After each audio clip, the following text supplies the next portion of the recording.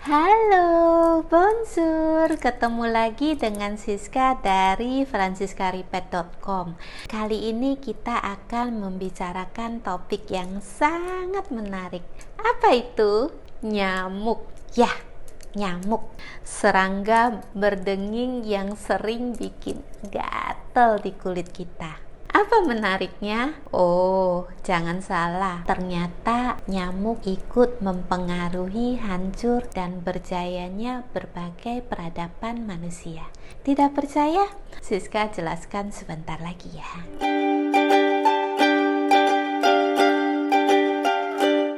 Menurut Timothy Weingart, seorang profesor sejarah Universitas Colorado Mesa di Amerika Serikat, nyamuk telah lama mendatangkan malapetaka bagi manusia.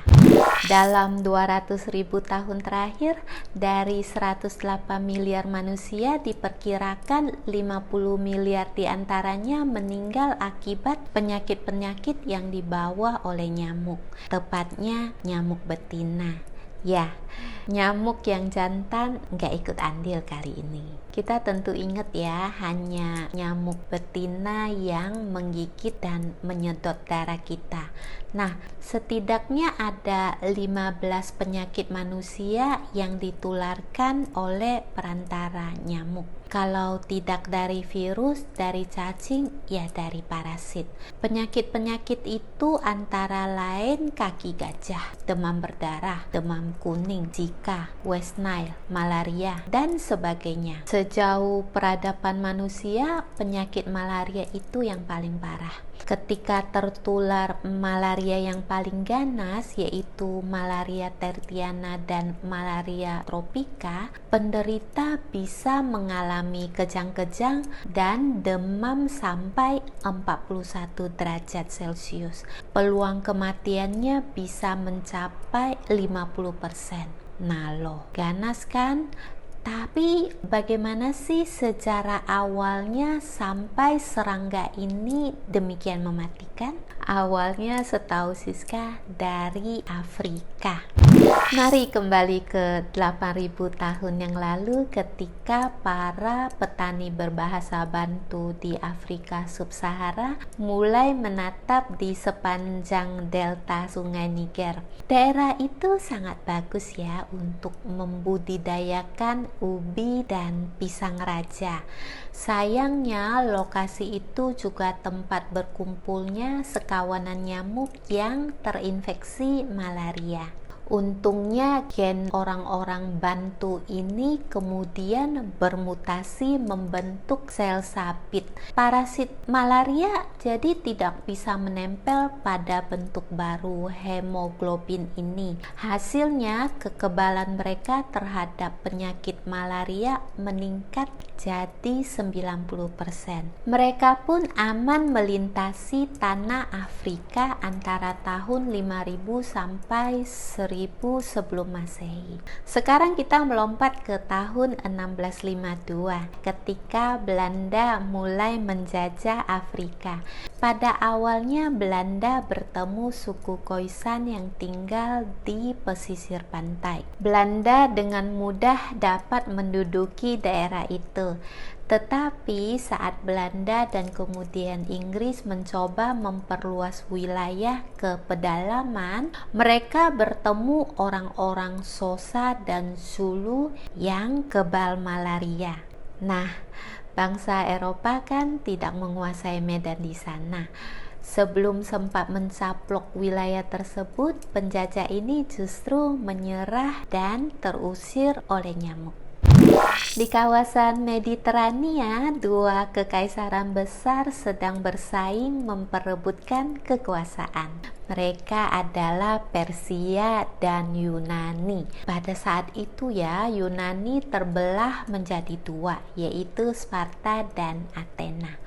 Namun sepanjang perang Yunani melawan Persia periode 499 sampai 449 sebelum Masehi, Sparta dan Athena sepakat bersatu untuk menghadapi musuh itu. Tapi tetap saja mereka kalah jumlah dibanding pasukan Persia. Peradaban agung Yunani pun terancam musnah. tak dinyana datanglah bala bantuan nyamuk.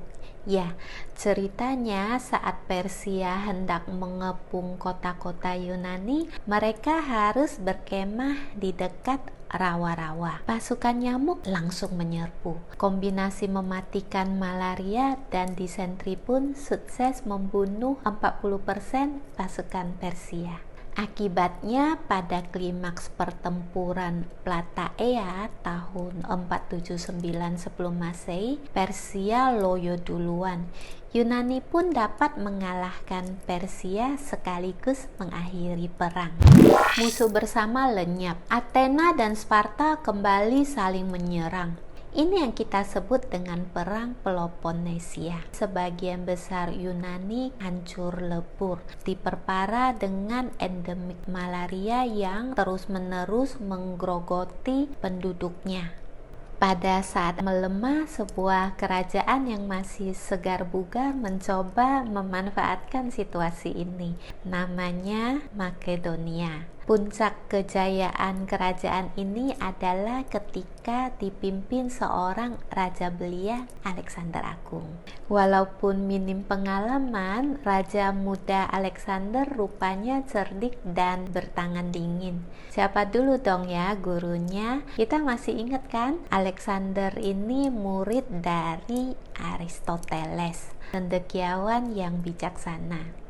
Perang jalan, diplomasi juga jalan. Metode ini efektif sehingga sebagian besar Yunani bersatu di bawah kepemimpinan Alexander. Tidak puas hanya sebagai jago kandang, Alexander memimpin pasukannya ke timur untuk ekspansi menaklukkan Kekaisaran Persia dan sebagian besar Asia Tengah. Lalu ia berencana ke India dan Pakistan. Tapi saat memasuki lingkungan di lembah Sungai Indus, rombongan penakluk dari Makedonia ini bertemu dengan penantang terberatnya. Ya, lagi-lagi nyamuk. Lelah oleh perjalanan jauh dan pertempuran selama bertahun-tahun, pasukan Makedonia akhirnya porak-poranda oleh wabah penyakit. Mereka pun mundur. Alexander memutuskan berhenti di Babel untuk memulihkan tenaga sekaligus merencanakan penaklukan berikutnya. Tapi rencana ini tak pernah terwujud. Pada 323 sebelum Masehi, kondisi jenderal perang berusia 32 tahun ini makin lemah dan akhirnya meninggal karena sebuah penyakit misterius. Kemungkinan besar malaria. Roma pada dasarnya adalah sebuah kota yang dikelilingi oleh rawa Potin. Rawa seluas kurang lebih 80.000 hektar itu jelas tempat ideal buat nongkrong nyamuk. Beberapa di antaranya membawa penyakit malaria. Antara 390 sebelum Masehi dan 429 Masehi, pasukan serangga itu telah membantu Kekaisaran Romawi memukul mundur satu persatu penyerangan, mulai dari Galia, Kartago, Visigo, Han, sampai Vandal. Tanpa bantuan nyamuk-nyamuk itu, Kekaisaran Romawi mungkin tidak berumur panjang. Tapi yang namanya nyamuk ya, jelas tidak bisa diajak kompromi. Kelakuannya sulit diatur, apalagi disuruh konsisten melindungi satu pihak. Impossible. Pada awal abad pertama Masehi misalnya, justru bangsa Romawi lah yang dirugikan nyamuk. Saat itu Kekaisaran Romawi sedang ekspansi ke Eropa Tengah dan Timur melalui timur Sungai Rin. Tapi suku-suku Germanik melawan dengan cerdik. Mereka memaksa prajurit Romawi berkemah di daerah rawa-rawa. Di sana nyamuk malaria sekali lagi menunjukkan taring gatalnya, sehingga suku-suku Germanik berhasil mengusir serdadu Romawi walaupun kekuatan militernya lebih lemah. Suku-suku yang sama terus mencoba menjatuhkan Kekaisaran Romawi beberapa abad kemudian. Invasi-invasi itu terus menggerus keperkasaan Romawi dari luar. Sementara dari dalam, kelaparan, berbagai epidemi, dan wabah malaria belum terkendali sepenuhnya. Jadi, boleh dibilang nyamuk sebenarnya memiliki andil besar dalam menghancurkan Kekaisaran Romawi.